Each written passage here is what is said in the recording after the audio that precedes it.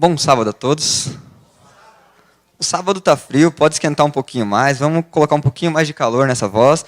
Bom sábado a todos. Bom sábado a todos. Que bom que você escolheu estar aqui na casa de Deus hoje. Que bom que eu vejo alguns rostos que têm nos acompanhando desde quarta até o final dessa meia semana de oração. E devo dizer que eu sou muito feliz porque você esteve aqui. A semana de oração teve como título Amor é Ação. E amor é ação vai na contramão de muitas vezes o que a gente já tem batido na tecla. Amor não é apenas um sentimento. Nós vimos que amor é sacrificar, vimos que é perdoar, vimos também que o amor é agradecer. E hoje talvez venha uma das características mais importantes do amor.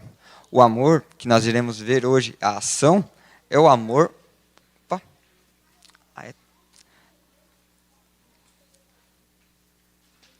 Amor é confiar. É muito interessante, porque o amor bem desenvolvido, como foi falado hoje na sala jovem, é um amor que confia. Quando você passa a ter um relacionamento com uma pessoa, você acaba confiando naquela pessoa. Mas, para começar o sermão de hoje, eu pensei em várias historinhas que ilustrassem o quanto é importante a confiança. Aí, procurando, eu lembrei de uma que às vezes vem na minha mente e eu fico pensando, que coragem. Certa vez, um alpinista esticou uma corda de bungee jump de um lado da catarata do Niágara até o outro. Mais ou menos ali, cerca de quase 1 quilômetro de uma ponta a outra, e ele, ali de manhã, começou a andar sobre aquele trajeto. Chegando do outro lado, ele ali tinha uma multidão ovacionando ele. Yes, você conseguiu, que legal, poxa. Aí, tomado por aquele sentimento, ele pensou, eu vou ensinar uma lição para essas pessoas. Quando ele ali daquele outro lado chega, ele pergunta para as pessoas, vocês querem ver eu atravessar de novo, fazer o caminho de volta? E as pessoas, sim! Aí ele fala, vocês querem ver eu fazer o caminho de volta empurrando um carrinho de mão? As pessoas, sim! E todo mundo muito eufórico. Será que ele vai fazer isso? Será que ele vai fazer? E eis que quando ele decide dar a lição, mas eu precisava de uma pessoa para que ela fosse comigo, dentro do carrinho de mão. Naquele momento, as pessoas ficaram em silêncio. Podia até se dizer que tinha alguns grilos cantando no fundo, de tanto era o silêncio que as pessoas faziam. Nesse momento, as pessoas entenderam uma questão muito interessante. Elas confiavam que ele conseguiria atravessar. Mas elas não acreditavam, acreditavam que ele atravessaria, mas não confiavam nele a tal ponto de se colocarem ali dentro daquele carrinho de mão. É muito interessante, irmãos, porque hoje em dia, de um tempo para cá, a gente tem visto várias e várias vezes um termo sendo muito bem distribuído nas nossas redes sociais e na televisão a fio. Nós temos visto que vivemos um tempo de crise de confiança. Hoje em dia, pessoas desconfiam de tudo, não é mesmo? Temos vários meios de transmissão, passando até mesmo as tão famosas fake news. E eis que 2 institutos de pesquisa foram trabalhar para um jornal chamado The Washington Post. E quando eles estavam ali fazendo as pesquisas com as pessoas, eles procuraram pessoas da faixa etária jovem, entre seus 18 a 35 anos. A maioria dessas pessoas falavam que elas não confiavam mais em 3 tipos de coisa. Elas não confiavam mais nas redes sociais e em jornais, elas não confiavam mais em seus políticos e muito menos nas pessoas da mesma faixa etária de idade. É muito interessante, porque esses termos têm sido tão introduzidos em nossa mente de um tempo para cá, que os pesquisadores começaram a se perguntar, poxa, quando foi que isso surgiu? Quando foi que começou, de fato, a ter esse grande lapso na confiança, as pessoas desconfiarem de tudo, de todos, e não acreditarem mais? Até que algumas fontes chegaram ao mesmo evento que culminou ali com a destruição da confiança. Dia 11 de setembro de 2001, aconteceu um atentado nos Estados Unidos. Um atentado que, anos depois, foi dito à imprensa e foi mostrado que tinha provas de que os Estados Unidos sabia que algo aconteceria, mas que não alertou sua população, não tomou previdências, e isso fez com que milhares de vidas se acabarem se perdendo através de uma grande catástrofe. Naquele momento, podemos se dizer que foi rasgado a rede da confiança entre o povo e seus políticos. E, a partir dali, as redes sociais, os jornais, começaram a fazer com que cada vez mais houvesse um distanciamento entre a confiança. É muito interessante porque a confiança é algo crucial para um cristão. A razão da desconfiança de um cristão pode ser muitas vezes atribuída a vários fatores. Mas hoje a gente vai ajudar você, que tenha talvez alguma desconfiança, a ir para o caminho oposto. Na Bíblia, sempre que a palavra, algum termo entre o cristão e Deus é usado para que tenha uma ligação mais forte, são usadas 3 palavrinhas: fé, crença e confiança. Eu acho muito bonito todas as vezes que alguém fala que é um homem de fé, um homem que crê em Deus, mas um homem que confia em Deus é muito mais bonito. E se a gente pegasse para usar os textos bíblicos e trocar todas as 2 palavras, fé e confiança, a fé e crença, a palavra confiança ficaria ainda mais bonita. Lembra naquele texto que diz que crê no Senhor Jesus Cristo e você será salvo? Olha como ficou como a palavra confie.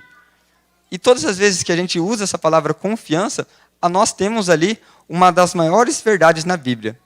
Mas tem um verso que vai além da nossa compreensão de confiança. Convido aos irmãos que abram sua Bíblia lá em Hebreus capítulo 11, para que a gente estude um pouquinho sobre como chegar a Deus com essa confiança que Ele espera de nós e com a confiança que Ele merece.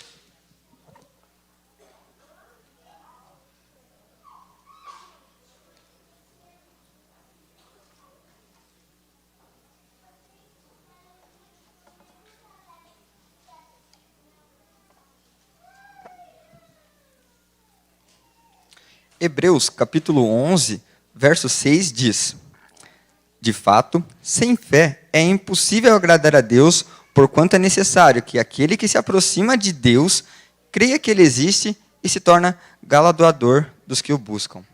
Quando a gente lê esse texto bíblico, é meio difícil, não é mesmo? Eu tenho que chegar a Deus crendo que Ele existe, eu tenho que me chegar ao Pai crendo que Ele pode fazer tudo por mim. Uma das vezes que eu li esse texto, me veio uma pequena dúvida. Por que chegar a Deus crendo que Ele existe?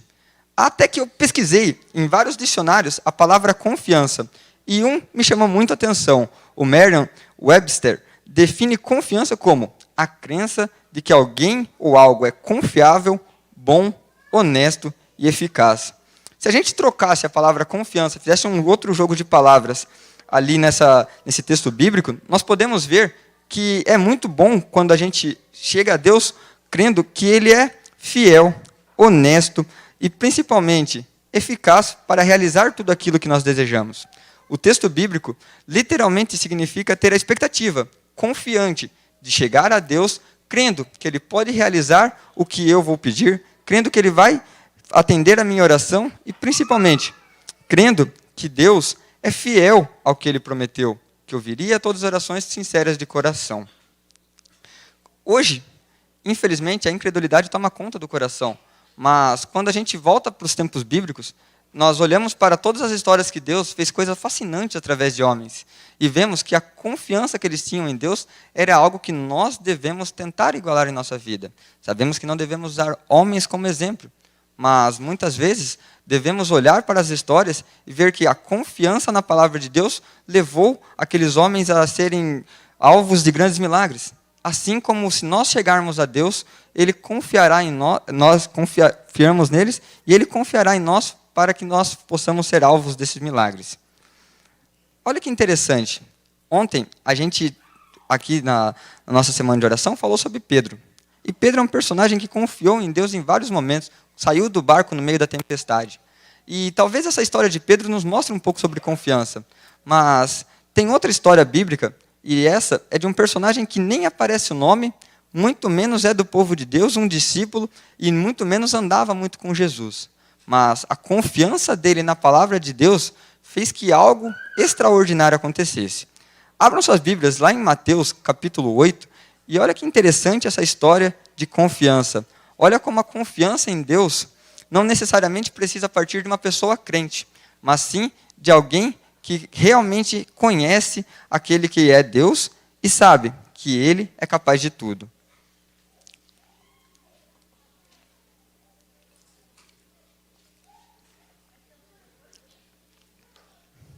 Lá em Mateus, capítulo 5, tem uma das histórias mais bonitas.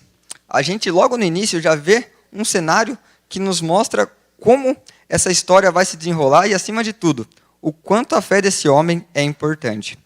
Tendo Jesus entrado em Cafarnaum, apresentou-lhe um centurião. Olha que interessante, já no primeiro aspecto, é um centurião romano, não é um dos homens que estavam com Jesus. Era alguém que ouvira falar que o mestre estava chegando na cidade, deixa tudo, deixa sua casa, deixa seu posto e vai até alguém que era de outro povo, de outra religião, e implorando. Imagina aquele tempo, alguém devidamente vestido, devidamente honrado pela sociedade, deixando tudo, e vai até alguém e implora. Ele implora por quê? Porque muitas vezes ele já deveria ter ouvido falar do mestre, ele já deveria ter ouvido falar daquele que estava chegando à sua cidade. No verso 6, continuando a história, diz: Senhor, o meu criado jaz em casa, de cama, paralítico, sofrendo horrivelmente. Aqui nós vemos o que ele foi fazer: implorar pela vida de um empregado. Olha que interessante, ele não chegou ali pedindo para ser salvo, ele não chegou ao Senhor sabendo que ali estava o Messias e que ele gostaria de herdar o reino dos céus. Ele chegou com um pedido sincero: olha, meu empregado está em casa. Imagina naquele tempo que a expectativa de vida não era tão alta. Imagina naquele tempo em que os soldados ali acabavam tendo algumas batalhas e muitas vezes pequenos ferimentos acabariam levando ele a óbito. E o carinho daquele centurião pelo seu servo levou a ele a implorar. Mas ó, continuando a história. Respondeu-lhe Jesus: eu irei curá-lo. Mas o centurião respondeu: Senhor, não sou digno que entres em minha casa, mas apenas manda com uma palavra e o meu rapaz será curado. A confiança daquele homem nas histórias que ele ouvira, nas histórias de que o povo contava sobre quem era Jesus, sobre o que ele tinha realizado, levaram aquele homem a deixar toda a sua glória, toda a sua majestade de centurião ali naquele povo, para ir até Jesus e pedir o quê? Apenas uma palavra. Ele não vai para Jesus e fala: Senhor, vai até minha casa, almoça com a gente e depois o Senhor abençoa meu servo. Ele vai até Jesus e pede: Senhor, fala, apenas fala, porque eu confio que a sua palavra já basta para realizar o milagre. E olha na continuação da história. O meu rapaz será curado. Ele vai e pede a palavra de Deus pela cura. Ele não pede mais nada. Abençoa o meu servo, faze dele grande. Não, ele só vai e pede para que o servo seja curado. Continuando a história, a gente tem ali o deslumbre de tudo isso e como é bonita essa confiança. Ali no verso 9 diz: pois também eu sou homem sujeito à autoridade, tenho soldado as minhas ordens, e digo a estes: vai, e ele vai, e a outro: vem, e ele vem, e o meu servo faz isto, e ele o faz. Ouvindo isso, admirou-se Jesus e disse aos que seguiam: em verdade vos afirmo que nem mesmo em Israel achei fé como esta. Olha que interessante, em Cafarnaum, uma cidade que não era aquela que os fariseus tinham grande afeição, não era uma cidade que ali, naquele tempo, era atribuída como uma cidade de Deus.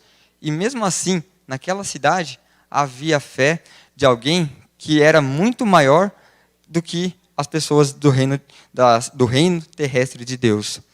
Aquele soldado deixou tudo que ele tinha de honra, tudo que ele tinha de autoridade, para ir até a entrada da cidade e implorar pela cura de seu servo. Reconhecendo isso, olha como é que termina a história. Jesus diz, ouvindo isso, admirou-se: em verdade vos afirmo que nem mesmo em Israel achei fé como esta. Vendo a confiança daquele homem, vendo que ele tinha deixado tudo, Jesus atende o milagre. E no final, no verso 12 e 13, nós vemos o que acontece. Então, disse Jesus ao centurião: vai-te e seja feito conforme a tua fé. E naquela mesma hora, o servo foi curado. Sabe, irmãos, essa história me chama muito a atenção, porque é alguém de fora, não é alguém de dentro. É alguém de fora que tem tamanha fé em Deus e Deus realiza um milagre extraordinário. É alguém honrado pelos homens, um centurião romano, comandante de tropas, que vai até Jesus implorando. E o mestre não pensa duas vezes. Vendo o nível de confiança daquele homem, ele atende a oração, atende o clamor, porque ele vê que aquele homem foi sincero em chegar até ele, ele vê que aquele homem tinha boas intenções. E agora, talvez venha a parte mais difícil. Se alguém de fora da igreja, Deus escuta, o que será que Ele não pode fazer por nós? Será que muitas vezes colocamos limitações em Deus? Será que não confiamos tanto em Deus? Isso é algo que sempre que eu penso, me pega assim, num pensamento meio triste, porque muitas e muitas vezes eu não coloco desejos grandes nas minhas orações. Eu agradeço pelo pão de cada dia, agradeço pela saúde. Mas será que aquele anseio que eu tenho de realizar alguma coisa, eu coloco a Deus? Ou acho que meu Deus não vai me ouvir porque é muito grande, eu devo lutar essa batalha sozinho? Nessa história, alguma coisa chama sempre a atenção. Hoje, nós tiramos a lição de que amar é confiar. Aquele homem amava tanto o seu servo que confiou que Jesus poderia curá-lo. Aquele homem, depois de ver Jesus falando, vai para a tua casa, e confiando que Jesus tinha feito milagre, ele foi, com certeza se sentiu tocado. Infelizmente, a gente não tem o vislumbre dessa história até o final. Mas, com certeza, esse homem presenciou um dos milagres mais bonitos e tamanha fé era dele que eu não tenho outro pensamento que não seja o de que ele estará comigo na Canaã celestial. Irmãos, uma das coisas mais importantes é que o relacionamento de Deus com aquele homem foi algo apenas de palavras de outras pessoas que ele ouviu. O que será que nós, o que será que eu, o que será que você não pode realizar se Deus habitar em nosso coração? Se tamanho for o nosso relacionamento com Deus, que confiarmos tudo, posses, confiarmos nossos tempos e, acima de tudo, confiar os nossos propósitos de vida ao Senhor, o que será que Ele não pode fazer através de nós? Hoje, eu estava ali sentado e durante a oração do Wagner, um pouco antes, a gente cantou um hino muito bonito. A gente acredita no amor de Deus, a gente confia no amor de Deus. E a gente confia que Ele já veio, pagou o preço, Ele já veio, perdoou minhas falhas, Ele já veio e quer que eu esteja com Ele, confiando cada dia mais que o nosso relacionamento não será somente aqui, mas será eterno. Então, que nessa semana de oração, algo seja diferente para você, que principalmente você entenda de que mais que um sentimento, o amor é ação, é amor de sacrificar sua vida em prol do Evangelho, é amor de perdoar aquelas pessoas que nos devem, assim como nós perdoamos as outras pessoas, e que, acima de tudo, a sua vida possa ser uma vida de confiança. Confiança porque Deus já fez o necessário para que você estivesse no céu. E que você confie nele até a breve volta de Cristo Jesus. Amém?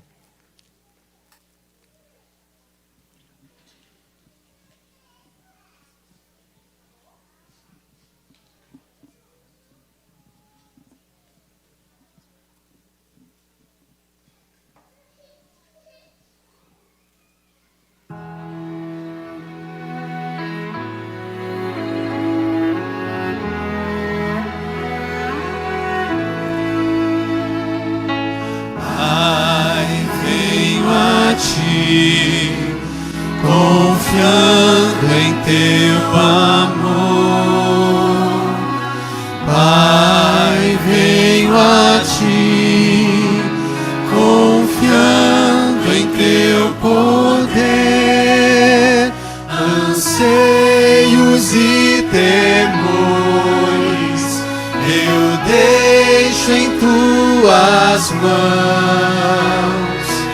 O meu coração descansa em ti. O meu coração descansa em ti.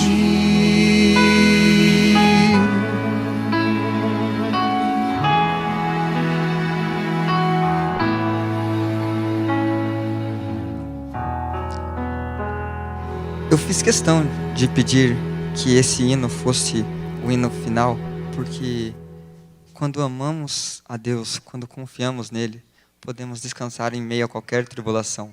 Não há nada que tire nossa paz, porque sabemos que em breve estaremos com ele na Canaã celestial. Curve sua fronte e vamos falar com Deus. Altíssimo Pai, soberano do universo, somos gratos a Ti, Pai. O Senhor em glória e majestade, se vês um homem, veio até a terra para que mais uma vez fôssemos ligados a Ti. Obrigado, Senhor, porque nem conseguimos entender o tamanho de Teu amor e, acima de tudo, o Senhor ainda tenta nos explicar para que possamos nos achegar mais a Ti e nos achegarmos a esse amor maravilhoso. Querido Pai, queremos confiar cada dia mais em Ti. Então, coloca dentro de nós, Pai, uma sede da Tua palavra, uma sede da Tua presença para que possamos, Pai, cada dia mais buscarmos sendo cheios de Ti. Que, ao voltarmos para casa, possamos voltar em paz, confiando de que o Senhor estará conosco até a volta breve de Cristo Jesus. Obrigado pela semana de oração e que possamos tirar ricas lições desse tema e que o amor, Pai, não seja somente um sentimento, mas uma ação nas nossas vidas, Pai. Perdoe nossas falhas, por Cristo Jesus oramos.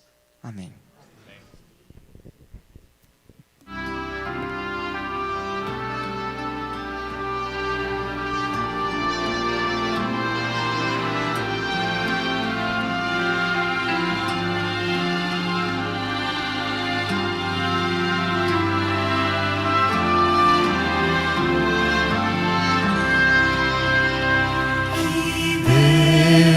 Te abençoe,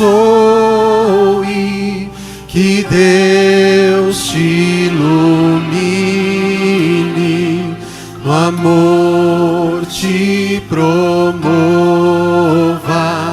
na fé te conduza, que Deus te abençoe, que Deus te proteja, na senda dirija e guarde em paz. Amém.